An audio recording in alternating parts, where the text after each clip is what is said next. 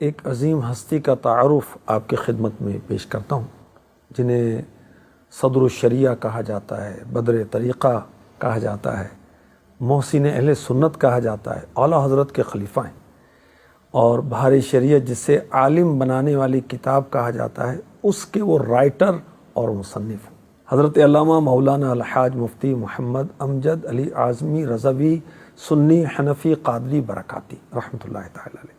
آپ کے شب و روز کس طرح گزرتے تھے یہ بھی سنیے، اللہ ہمیں بھی اپنے دین کی خدمت کے لیے اور عبادات کے لیے چست فرما دے۔ ڈیلی آپ کی کیا مصروفیت تھی؟ فجر کی نماز کے بعد اوراد و وظائف، تلاوت قرآن، پھر 1.5 گھنٹہ کم و بیش پریس کا کام کرتے، پھر دارالعلوم میں آ کر تدریس فرماتے، دوپہر کے کھانے کے بعد آپ پرماننٹ کچھ دیر پریس کا کام کرواتے، نماز ظہر کے بعد عصر تک پھر جا کر آپ تدریس فرماتے، ٹیچنگ کرتے جا کر اپنے دارالعلوم میں، عصر و مغرب تک اعلیٰ حضرت کی خدمت میں حاضر رہتے، اور مغرب کے بعد عشاء تک، اور عشاء کے بعد رات 12 بجے تک امام اہل سنت امام احمد رضا خان رحمۃ اللہ علیہ کی خدمت میں فتاویٰ لکھا کرتے تھے۔ پھر گھر واپسی ہوتی تو پھر تحریری کام شروع کر دیتے، رات تقریباً 2 بجے آپ آرام فرما ہوتے، اور یہ آپ کی پریکٹس 10 سال تک رہی، اور بڑے بڑے علماء آپ کی اس مصروفیت پر حیران ہوا کرتے تھے۔ اور اعلیٰ حضرت کے بھائی مولانا رضا علی خان کہا کرتے تھے کہ مولانا امجد علی تو کام کی مشین ہے، اور ایسی مشین جو فیل نہیں ہو، مصنف بھی، مقرر بھی، فقیہ عصر حاضر بھی۔ وہ اپنے آپ میں تھا ایک ادارہ علم و حکمت کا۔ صدر الشریعہ مفتی امجد علی اعظمی رحمۃ اللہ تعالی علیہ کو یہ سعادت بھی ملی کہ اعلیٰ حضرت قرآن پاک کا ترجمہ فرماتے تھے اور آپ لکھتے جاتے تھے، اور یوں امت کو ترجمہ کنز الایمان ملا۔ آپ کو صدر الشریعہ کہا جاتا ہے۔ صدر الشریعہ کو یہ سعادت حاصل تھی کہ آپ اپنے مرشد کے آستانے کے با وفا تھے۔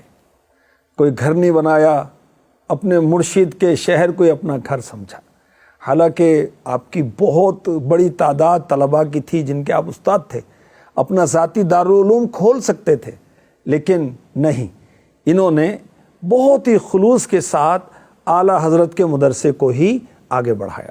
جب ان کی تعریف کی جاتی نا تو کیا فرمایا کرتے تھے؟ یہ مجھ پر اعلیٰ حضرت کا فضل و کرم۔ اللہ ہمیں بھی توفیق دے کہ جب کوئی خوبی ہماری بیان کرے ہم کہیں کہ یہ مرشد کا فیضان۔ اتنی عرفہ و اعلیٰ شان و شوکت کے مالک، مفتی، عالم، مدرس اور اعلیٰ حضرت کے خلیفہ، دن رات دینی کاموں میں مشغول رہنے والے، لیکن گھر کے کاموں میں ہاتھ پھٹایا کرتے تھے، گھر کا کام بھی کیا کرتے تھے، اپنے بچوں پر، شہزادوں پر بہت شفقت کرتے تھے، اپنے ہاتھوں سے اپنے بچوں کو کھلایا کرتے تھے، جماعت کا بہت اہتمام کرتے تھے، اور کبھی اذان میں تاخیر ہو جاتی تو خود ہی مسجد میں جا کر اذان دے دیا کرتے تھے۔ ماہ رمضان کے روزے شدید علالت میں بھی آپ نے ترک نہیں کیے۔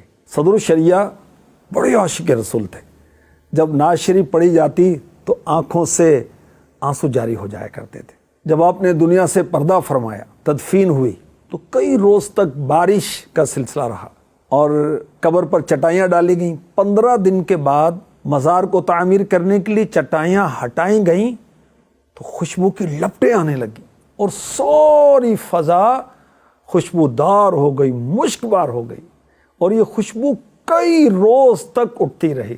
سبحان اللہ، حقیقت میں نہ کیوں اللہ کا محبوب ہو جائے، نہ کھویا عمر بھر جس نے کوئی لمحہ عبادت کا۔